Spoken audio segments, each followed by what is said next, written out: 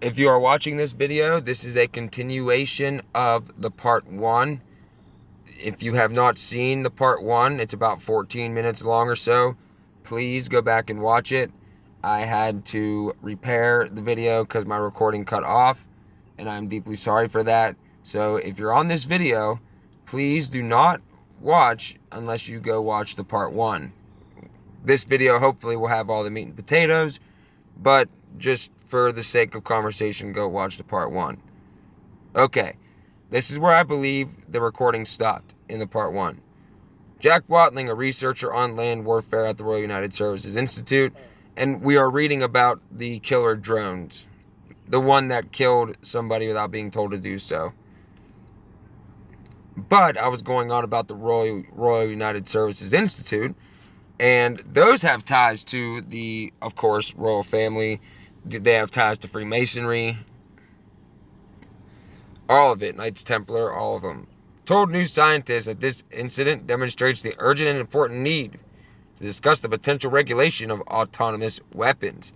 Human Rights Watch has called for an end to so-called killer robots and is campaigning for a preemptive ban on development, production, and use of fully autonomous weapons, according to a report by the charity. And that these are just the different types of drones and things like that. But yes, a rogue killer drone hunted down a human target without being instructed to do so. That is very comforting. Very comforting.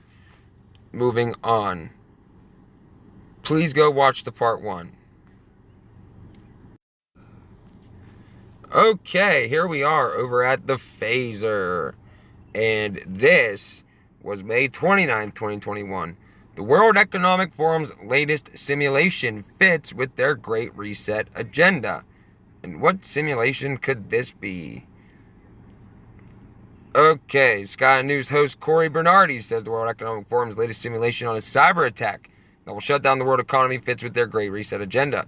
Imagine how quickly society would disintegrate if electricity, water, fuel, and other essentials were shut down due to a cyber attack, Mr. Bernardi said. We'd have a new collective enemy to unite against, while of course demanding that government save us all. Mr. Bernardi said the World Economic Forum appeared to identify the problems they find as needing a global centralization of power. It seems that every problem identified by this mob and their allies in the international bureaucracy requires the global centralization of power and decision-making. And this is the latest simulation, neatly fits with their Great Reset agenda. So you got the people over at the World Economic Forum, and they are simulating cyber attacks, which we have seen an increase in, or so they say. Let's go ahead and watch this little video here. There is a great deal of money to be made and power to be gained, of course, by fueling alarmism. Now, some organisations seem to specialise in it. Naturally, they also have the solution, which coincidentally further empowers or enriches them. And it usually involves someone else's money, which is not donated voluntarily by concerned citizens, but redistributed by government, for our own good, of course. Naturally, the problem never goes away. It just adapts to the circumstances, and only the continuing replenishment of their bank account with someone else's money will avert a total catastrophe for all of us. Hey, it's a very neat business model if you can crack it, and plenty do. The entire climate change alarmism business is built around it. The shrill voices get handouts to become even shriller and more professional scaremongers and scroungers than they already are. In fact, it's mostly the eco-zealots who fit into this category. Every week there's a new endangered species or a threatened species of fungi to save. And some organisations, though, have a much grander vision than just saving the environment. They want to save us all from ourselves. And one of those I've spoken about regularly on this program is the World Economic Forum. Remember, they're the mob of autocrats who want to reinvent capitalism, to build back better, and who think you should own nothing and actually be happy. Well, you have to admire the chutzpah. They never let an opportunity to proselytise their socialistic agenda of global government go to waste. You see, they've morphed from green tyranny of the West to pandemic pushes of progressive politics, and I use the term progressive for alliteration purposes only. A more appropriate word is communist, given their agenda's striking similarity to Marx's Communist Manifesto, which we discussed here a couple of weeks ago. Anyway, the WEF is very influential, counting many politicians, international bureaucrats, billionaires, and hardcore socialists amongst their advocates. It's probably just a coincidence that many of these groups were also involved in a, quote, live simulation exercise to prepare public and private leaders for pandemic response way back in October 2019. That, of course, was just months before the coronavirus pandemic was declared, and it involved all the usual suspects: the Gates Foundation, the World Bank, the United Nations, the CDC in America, Johns Hopkins University, the CIA, of course, and the Chinese Centre for Disease Control. It also featured big pharma representatives and, oddly enough, a representative of NBC Media. Now, they're just some of the identities that were in attendance. Presciently, though, this mob of altruistic world savers went through a simulation called Event 201, which was about a fictional coronavirus pandemic. Here's what Johns Hopkins University had to say about it last year when questions arose. For the scenario, we modelled a fictional coronavirus pandemic, but we explicitly stated that it was not a prediction. Instead, the exercise served to highlight preparedness and response challenges that would likely arise in a very severe pandemic. Although our tabletop exercise included a mock novel coronavirus, the inputs we used for modelling the potential impact of that fictional virus are not similar to nCoV 2019. See, it's all just a coincidence. I mean, just because the players in the simulation are many of the same ones running the current agenda, there is absolutely nothing to see here. Move along. There is nothing to see. And just to prove it, even the link to the WF epidemic planning page is now dead. I told you, nothing to see. Anyway, managing the world has to be easier than managing your own website, so there is no cause for any of us to be concerned. Except about the next panic attack, of course. You see, the WEF seems so good at preparing for the future, it's wise to look at what they're doing now, because that might be coming down the pipe. Actually, the recent pipeline extortion in the USA is a good case in point. See, that was a relatively mild case of cyber terrorism. And coincidentally, of course, the WEF are conducting a new simulation, this time over a cyber attack that will shut down the world economy. Imagine how quickly society would disintegrate if water and electricity and fuel and other essentials were shut down due to a cyber attack. I mean, hoarding toilet paper wouldn't be enough anymore, would it? We'd have to have a new collective enemy to unite against, while, of course, demanding that government save us all. Once again, the WF is making the case that this is a global threat, which of course it is, and is a, quote, major obstacle in our path to progress. You see, there's that word again, progress, as in progressive, as in socialist. Naturally, such a threat requires a global response which the WF is prepared to lead. It seems, you see, that every problem identified by this mob and their allies in the international bureaucracy requires the global centralisation of power and decision-making.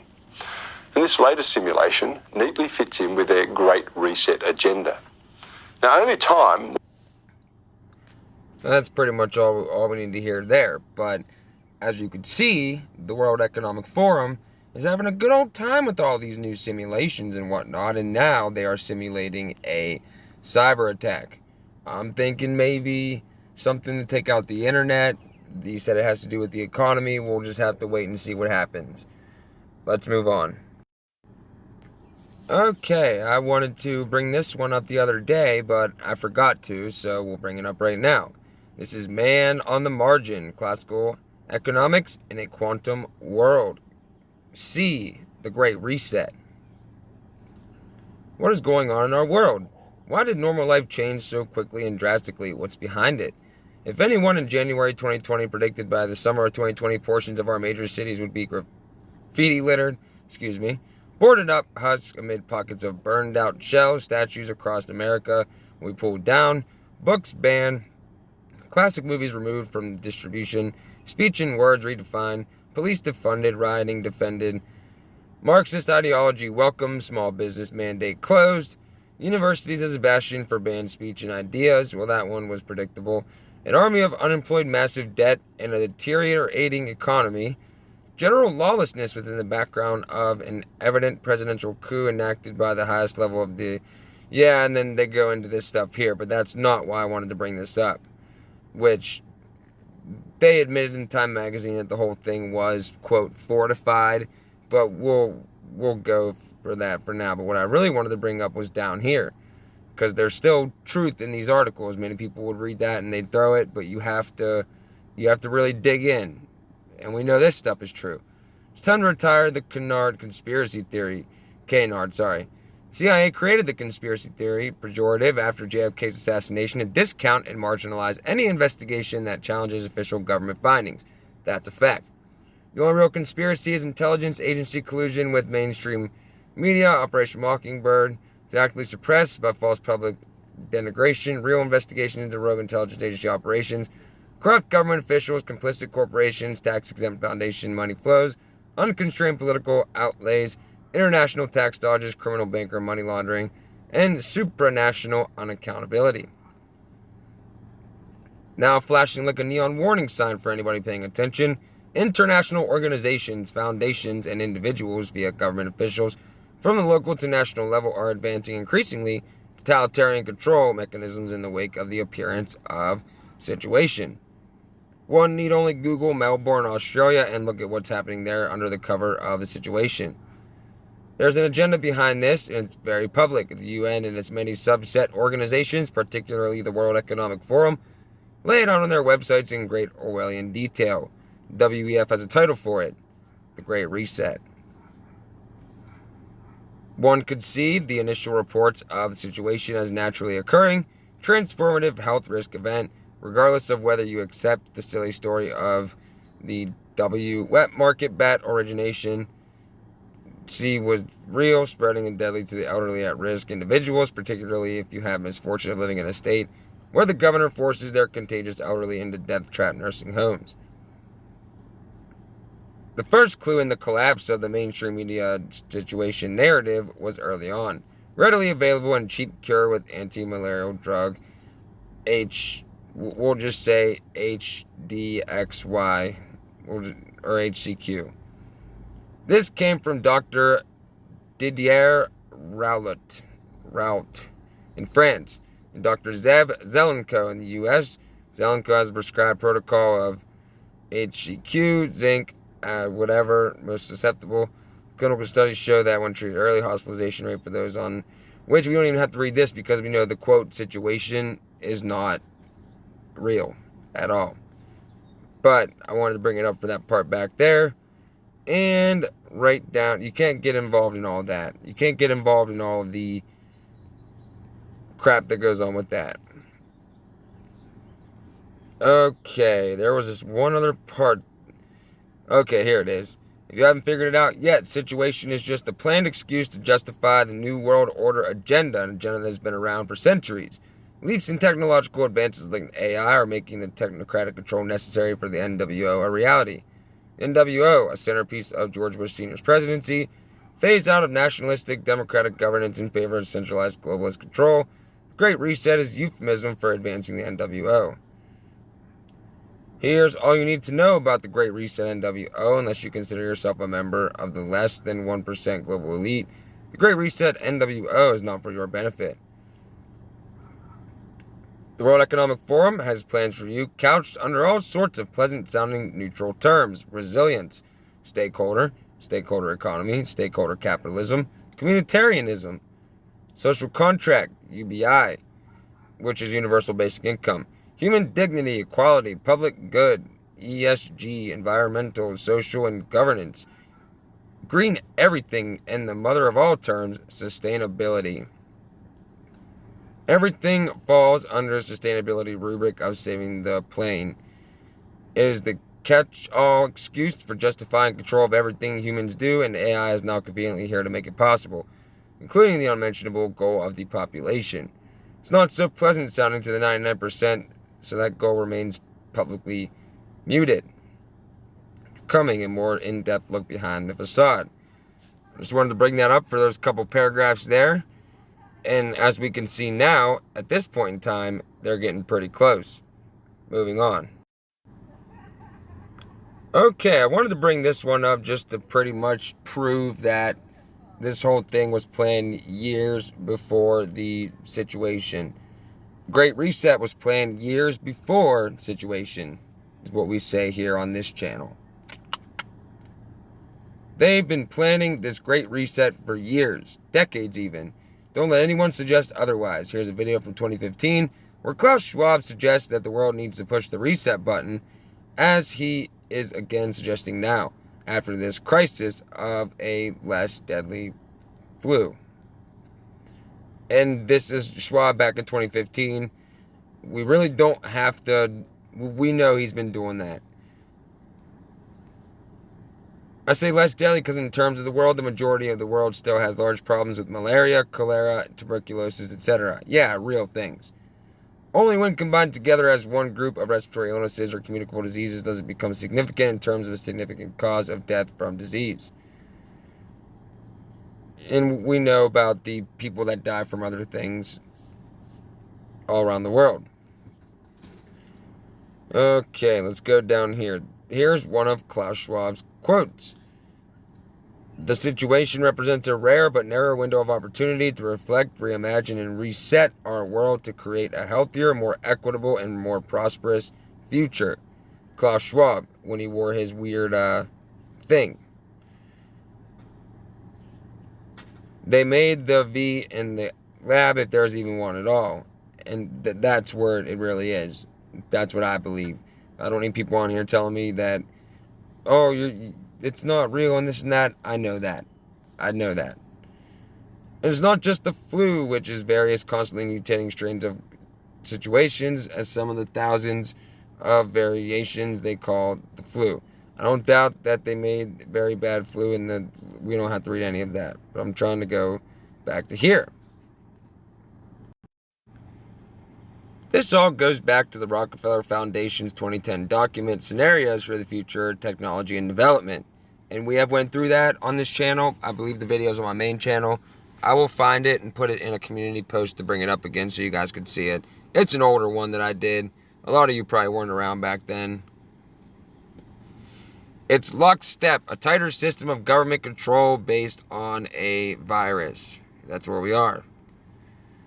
At the same time they released that, Bill Gates did this TED Talk, Innovating to Zero, in which he said we have to reduce either people or services or energy to near zero if we want net zero carbon emissions, and he had a math equation for it.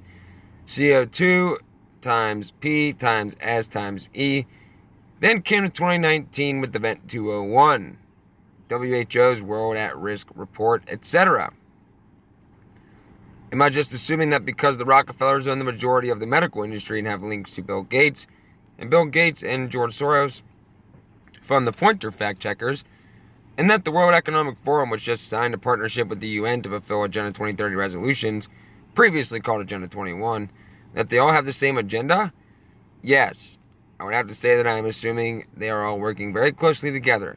WEF is the largest corporations in the world. They stated their goals. And as for Bill Gates, he said the primary founding reason for the foundation he inherited off his father was population control. That's a fact. He did say that. He says it every single day. It's all he talks about. He can barely contain himself. I saw a Time magazine article that said Bill Gates is the world's most famous doctor. Show me his PhD. If somebody can show me Bill Gates' PhD, I will give you my house.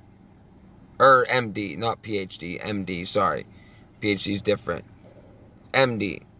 I want to see Bill Gates MD.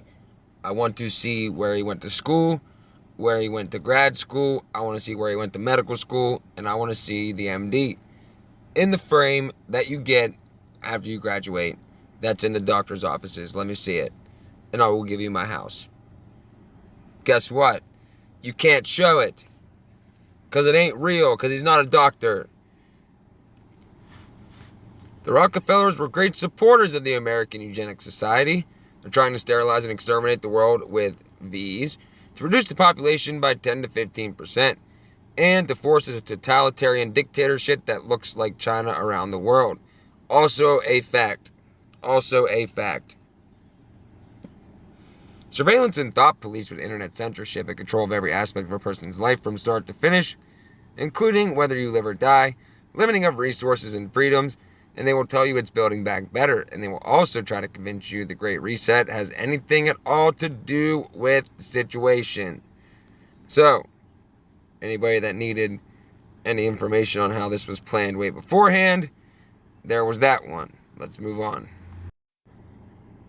Okay, I wanted to bring this one up a while ago. I've actually had it in my arsenal of articles for a good while. The article's written in a weird way, but there's some good stuff in here.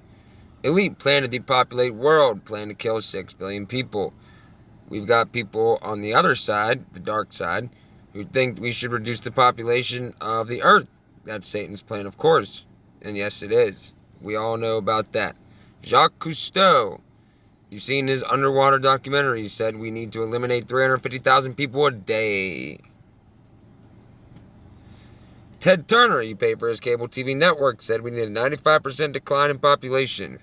Okay, Ted, you first. These guys for the New World Order want to reduce the population of the world from its present 7.8 to a half billion. Yes, in concert with the Georgia Guidestones, which we will go over very shortly.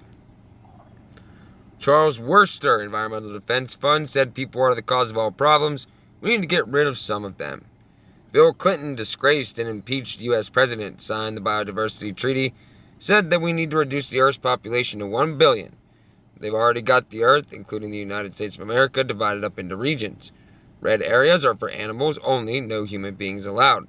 The treaty's been signed, it just hasn't been enforced yet. Coming soon, though. Peter Singer, Princeton professor teaching your children, is the guy who wants you to have abortions after the baby's born. You got 28 days to decide if you want to keep it. Well, that's real nice. He said Christianity is our foe. If animal rights is to succeed, we must destroy the Judeo-Christian religious tradition. Like animals have more rights than humans. Alan Gregg, I hope you guys know who that is. Official for the Rockefeller Foundation said the world has cancer and the cancer is man. Yes, he sure did. And that's how I know who Alan Gregg is. Because I've seen the tape where he said it. Prince Philip, aren't you glad the U.S. doesn't have royalty, said. If I could be reincarnated, I would wish to return to Earth as a killer virus to lower human population levels.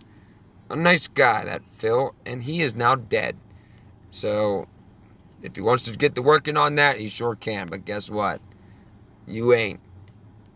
Because you are burning, my friend. By the way, Monsanto International is busy working on genetically modified foods. They banned them in Europe, but 70% of everything you eat now contains genetically modified foods, causing all kinds of problems with health. Get the book Seeds of Deception by Jeffrey Smith to get a whole lot more on that, or Engineered Extinction from the New American Magazine. How about our food is being tampered with to reduce the population? UN said food is power. We use it to control behavior. We do not apologize.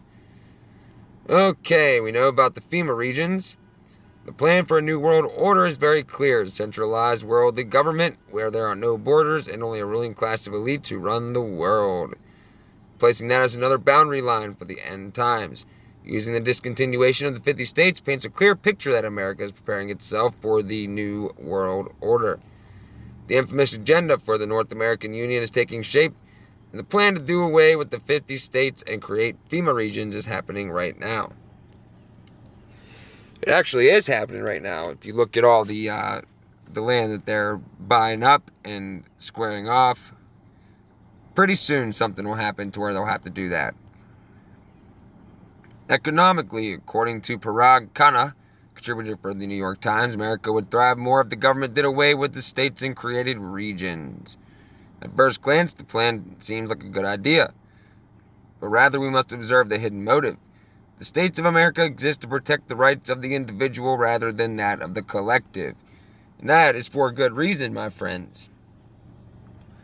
If you rule based off the collective, that's how you get, well, any form of communist, fascist, or any totalitarian government in general. Because you got to do what's good for the whole of the people, right? Do away with pesky individual rights for the collective, right? However, given the agenda currently underway, the rights of the individual are being forsaken and the feelings of the collective throttled upon the masses. According to Parag and those sourced in the report, the 50 states are dysfunctional and very messy, especially economically. With America continually on the downturn of leading the world in innovation, it becomes increasingly more evident that the USA is failing. Quote, advanced economies in Western Europe and Asia are reorienting themselves around robust urban clusters of advanced industry, says Parag. However, is that the real motive behind it all? The plan for a new world order is very clear: a centralized world of the government, no borders, ruling class of elites around the world, placing that as another boundary line for the end times, discontinuation of the 50 states, we just read that. The entire plan for 7 states bases itself on the fact that some states are failing while others have already bounced back after the 2008 financial crisis. However, exposing the real motives behind the crisis shows that this agenda for 7 states is all part of a larger scheme to further dwindle the individual rights of Americans and to do away with borders and boundaries, furthering the agenda of the one world government. The idea to combine states and do away with border lines is not a new one. Rather, it began 32 years ago, proposed by a man named Joel Garreau. His idea was to have 9 states. Given the furthering of time, it's now been dwindled down to 7, which should only make wonder how long till it dwindles down to 1. Centralizing government is never a good idea. It's an undoubted plan for it all, federalizing all police forces to act as one rather than several hundred, painstakingly showcases the agenda for North American Union. And I told you guys a story about the multi-jurisdictional, multi-state policing actions of my local police. I live on the border of West Virginia and other neighboring counties in Ohio, and we had, every time something happens over there, our police go over there. Every time something happens over here, we got West Virginia state troopers, we got sheriffs, the whole 9. Where the plan began is where the answer lives, taken from his bio. Quote, Joel Guerrera is an explorer of culture, values, and change. To aid those who follow later, he frequently publishes mental maps. Most recently, he is author of Radical Evolution, the promise and peril of enhancing our minds, our bodies, and what it means to be human. That sounds like a lot of great reset. Joel's latest book takes an unprecedented, sometimes alarming, always spellbinding look at the hinge in history at which we have arrived. For hundreds of millennia, our technologies have been aimed outward at altering our environment in the fashion of fire, agriculture, and space travel. Now, for the first time, we are increasingly aiming... Okay, this is very laggy, so I'm just going to quit reading this one, and we're going to go to my last one that I have. I can't risk this one stopping too.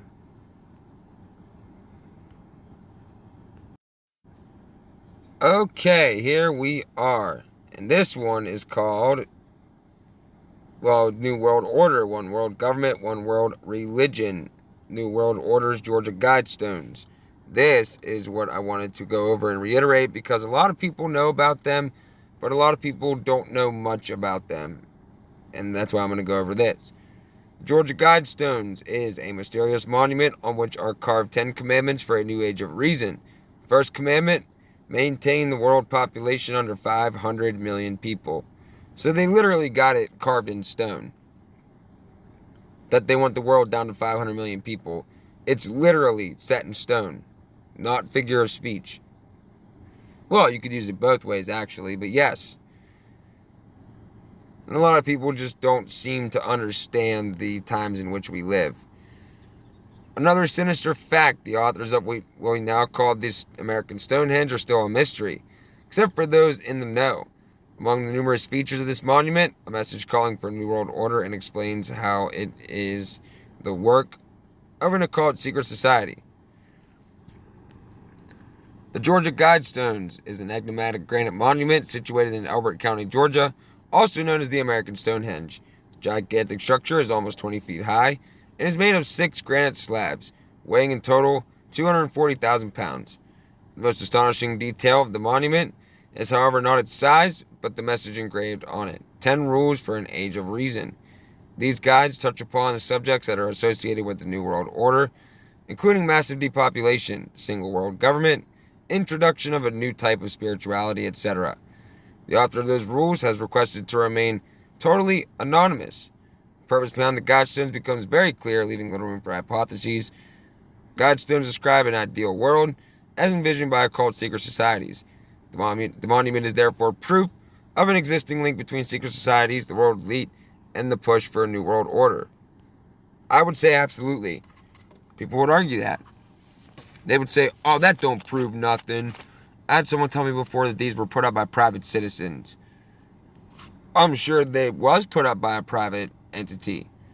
That doesn't mean that that private entity doesn't have a hand in what's going on.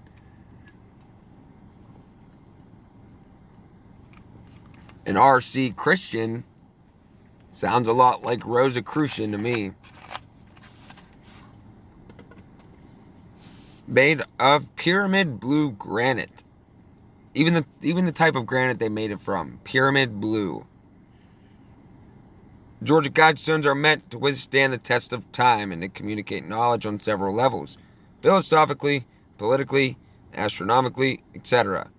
It consists of 4 major stone blocks which contain 10 guides for living in 8 languages: English, Spanish, Swahili, Hindi, Hebrew, Arabic, Chinese, and Russian. Sorry, I had to make sure I was still recording. A shorter message is inscribed at the top of the structure in 4 ancient language scripts: Babylonian, weird, Classical Greek, Sanskrit, and Egyptian hieroglyphics. It is important to note that those last 4 ancient languages are of great importance in the teachings of occult mystery schools, such as the Freemasons and the Rosicrucians. Oh gee. Really? The 4 major stones are arranged in a giant paddle wheel configuration, which is oriented to the limits of migration of the sun during the course of the year and also shows the extreme positions of the rising and setting of the sun in its 18.6-year cycle.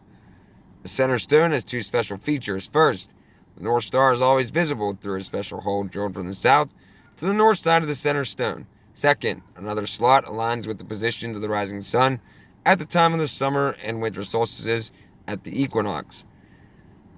Okay, so this was intentionally placed. Every little position of the tablets, or whatever you want to call them, are positioned for a reason.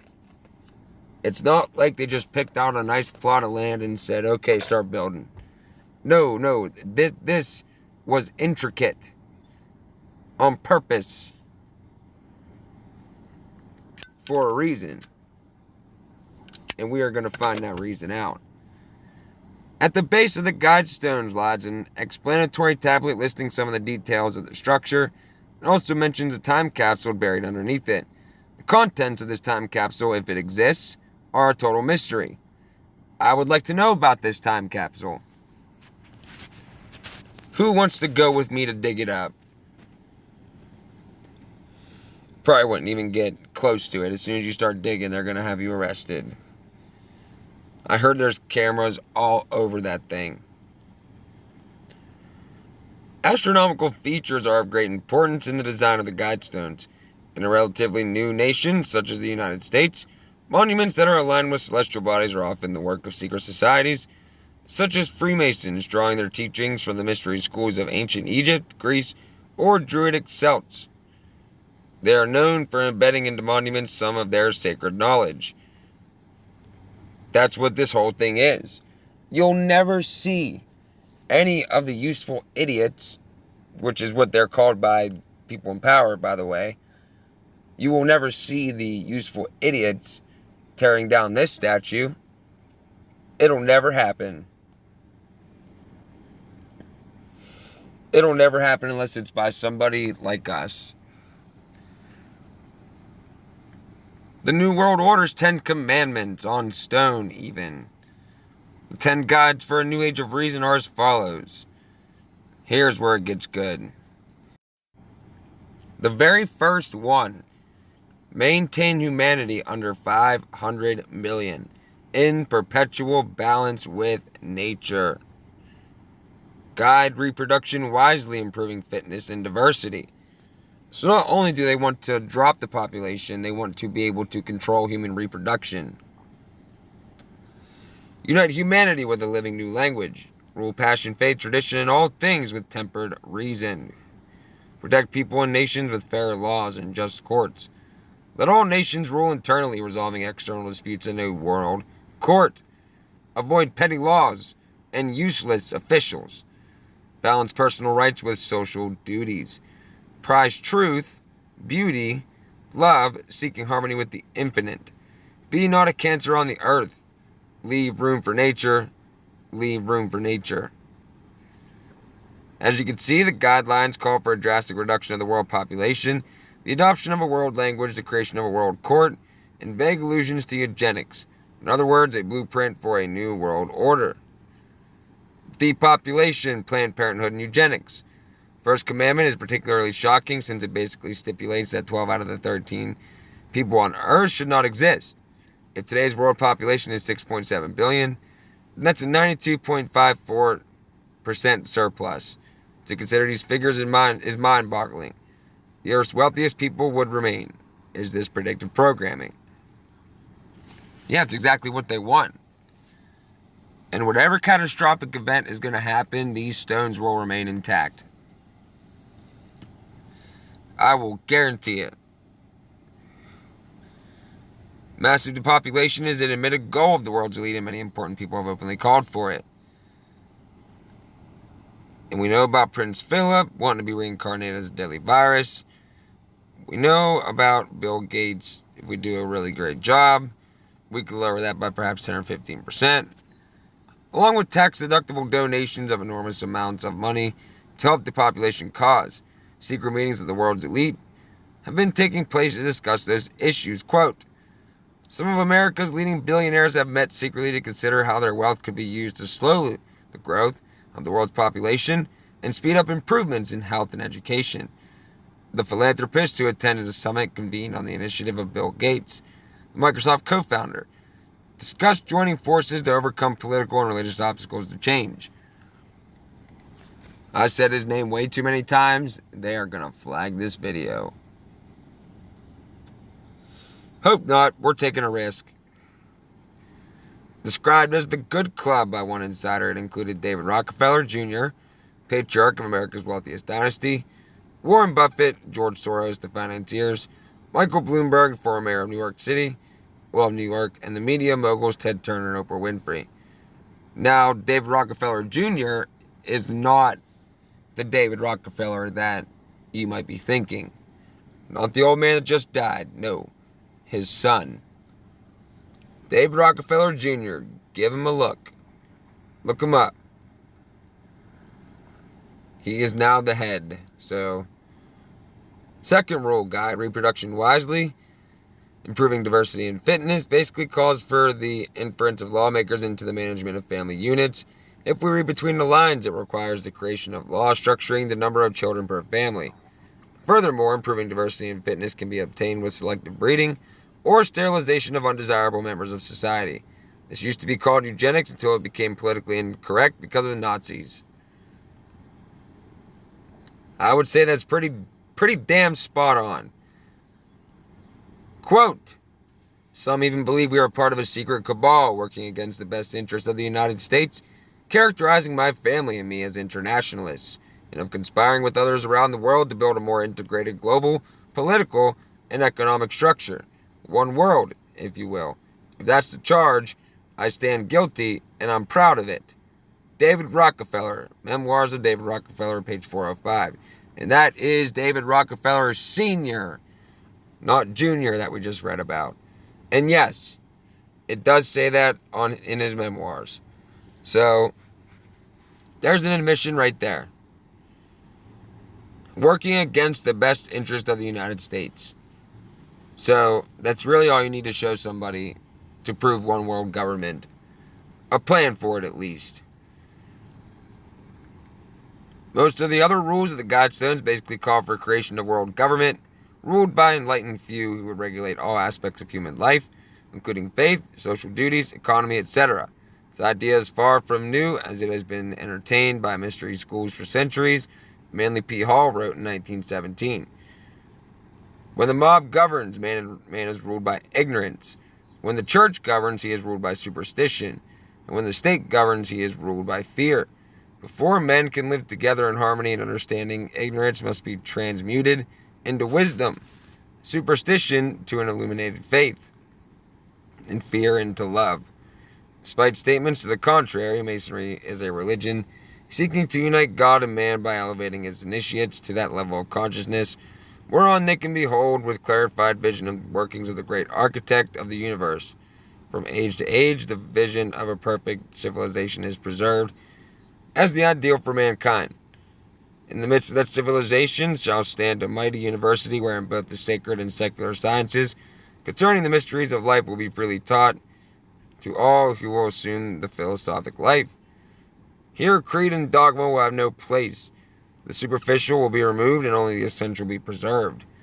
The world will be ruled by its most illumined minds, and each will occupy the position for which he is most admirably fitted.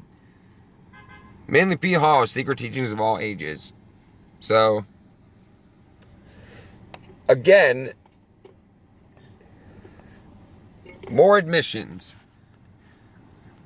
In The Secret Destiny of America, Hall explains an ancient dream of a world government as entertained by secret societies. Quote, world democracy was the secret dream of the great classical philosophers.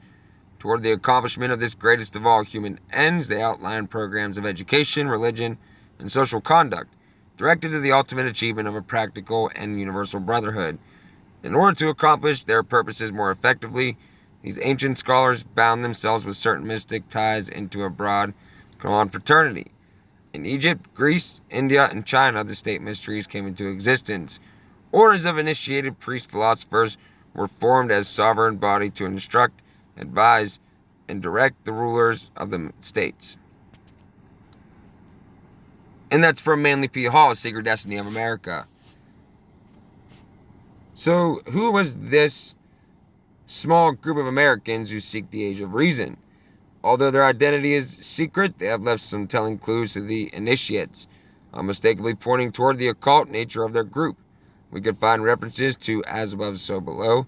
The celestial elements of the stone symbolize the need for humanity to be square with external principles, which are manifest in our own nature, in the universe around us, into duality.